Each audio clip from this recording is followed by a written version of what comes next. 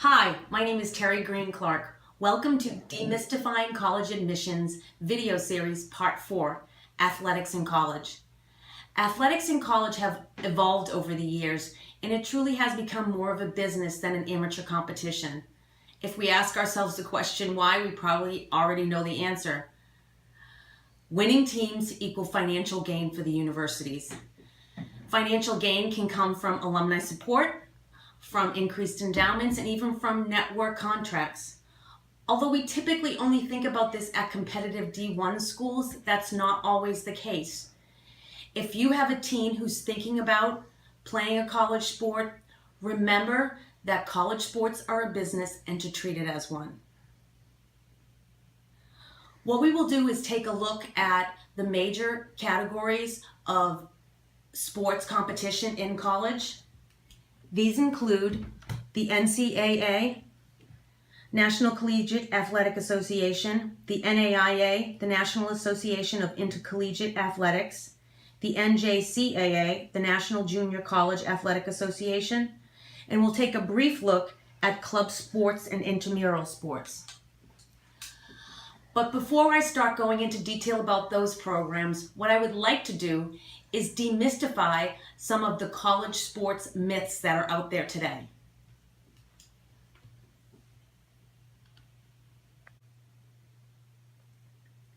NCAA Division I and II colleges do offer athletic scholarships. NCAA Division III colleges do not offer athletic scholarships. Ivy League schools do not offer athletic scholarships. All aid and scholarships are need-based. Universities that provide need-based financial aid may offer grants to students or athletes they are pursuing. Universities that do not offer sports scholarships may offer grants to an athlete they are pursuing. Approximately 2% of high school athletes win sports scholarships every year at NCAA colleges.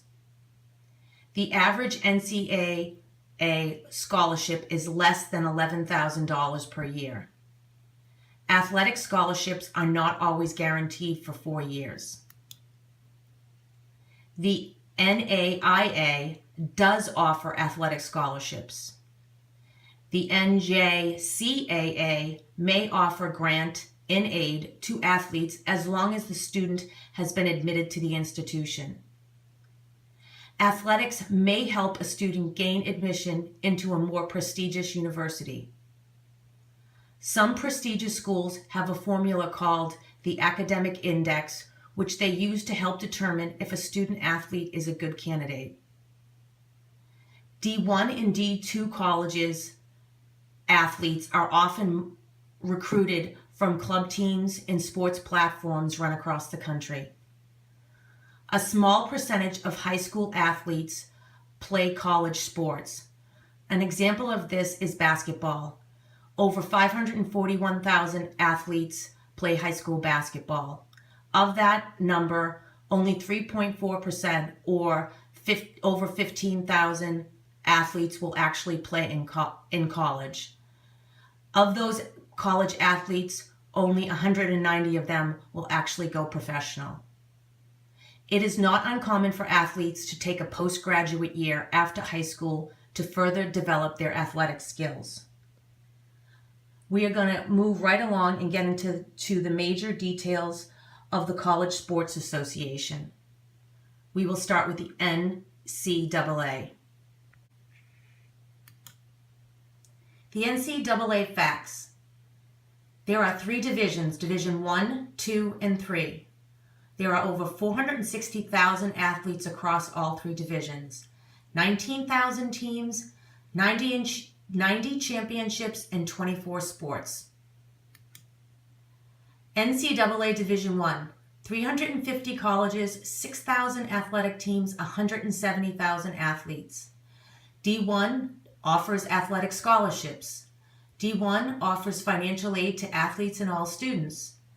D1 athletes must be certified as amateurs. D1 athletes are usually recruited under NCAA policies. D1 athletes who are being recruited are governed by the NCAA policies. D1 student athlete may visit a school officially or unofficially. D1 official student athletic visits require students in their high schools to file forms with the NCAA Eligibility Center. Rules for D1 athletics vary by sport. D1 athletes usually get a verbal commitment from a college before they make it official.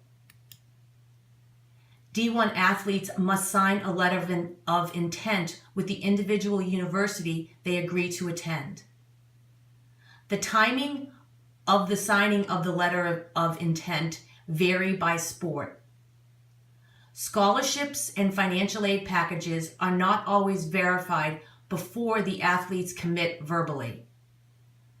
Acceptance, aids, and scholarships are not secure or binding until they are in writing. Scholarship and aid is not always guaranteed for 4 years unless it is noted in the agreement. For more information regarding NCAA Division I, go to their website. NCAA Division II, 300 colleges, 24 conferences, 44 states, 120 athletes. D2 does offer athletic scholarships. D2 does offer financial aid to athletes and all students. D2 athletes must be certified as amateurs. D2 athletes are usually recruited under NCAA policies.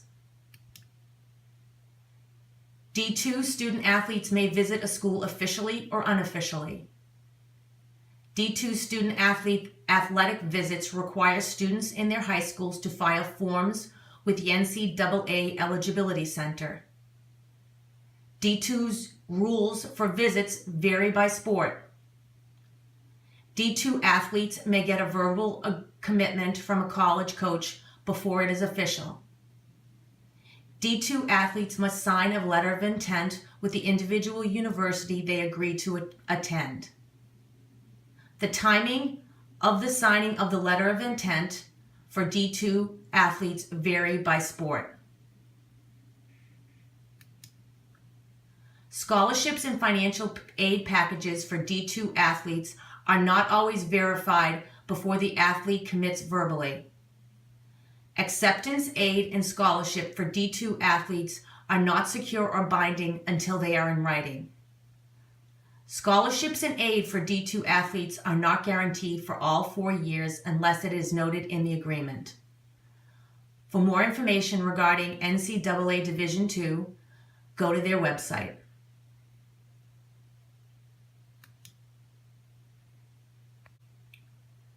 NCAA Division III, 450 colleges, 180 athletes, 39 national championships.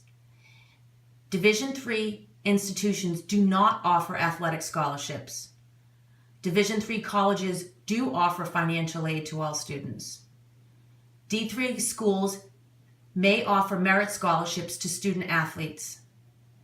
D3 athletes do not need to be certified as amateurs. D3 athletes do not have to register with the NCAA Eligibility Center. D3 student athletes may visit a school unofficially, but must provide their own transportation and stay with current athletes. D3 athletics can be recruited by coaches, but there are no formal contracts. D3 coaches have limited contact with student athletes in and out of season. D3 sports can have captain's practices independent of the coach in and out of season. D3 athletes may get a verbal commitment from a college coach, but the student must still apply and get accepted to the college. Verbal commitments for acceptance are not official or binding until the athletes receive their acceptances in writing. For more information regarding NCAA Division III, go to their website. National Association of Intercollegiate Athletics. 14 sports, 250 colleges, 65,000 athletes, 25 national championships. The NAIA institutions do offer athletic scholarships. NAIA colleges do offer financial aid, including grants and loans to all students. NAIA athletes do need to be deemed eligible to play. NAIA athletes are often recruited by coaches.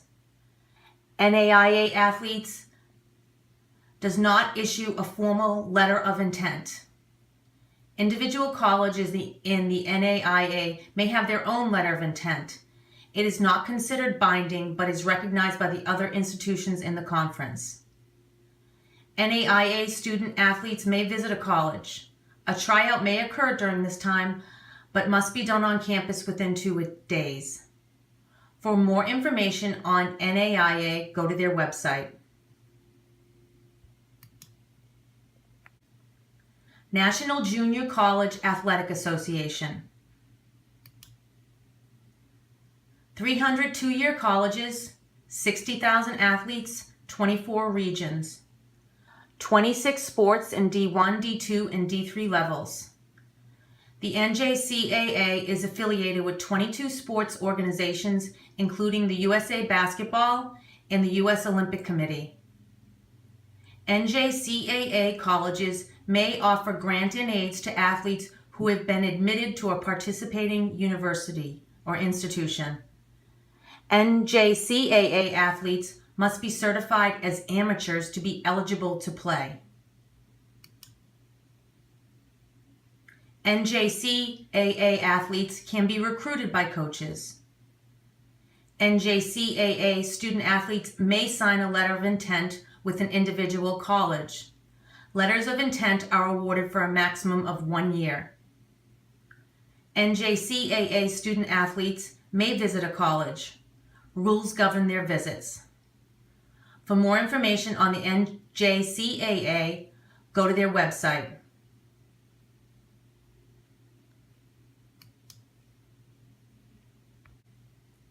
Club sports in college. Club sports are supported by the university but student run. They typically have tryouts and cuts. There are often scheduled practices and games. The club team may be a part of a regional or national league. Club teams may require travel. They may charge dues and be required to raise funds. Club teams can be demanding and very competitive. For more information on National Federation of Collegiate Club Sports League, go to their website.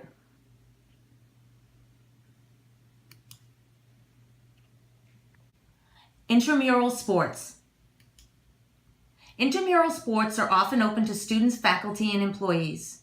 They do not require tryouts or have cuts. They are often run by the university's recreation department. Team captains run practices. They do not require travel. The games are usually played on campus. There is sometimes a nominal fee charged. Games are played just for fun, and the sports offered varied by university. That concludes our Demystifying College Admissions video series, Part 4, Athletics in College.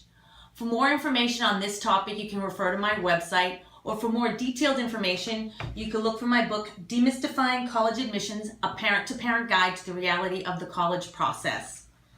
I hope these videos have helped you and your teens as you journey through the college admissions process.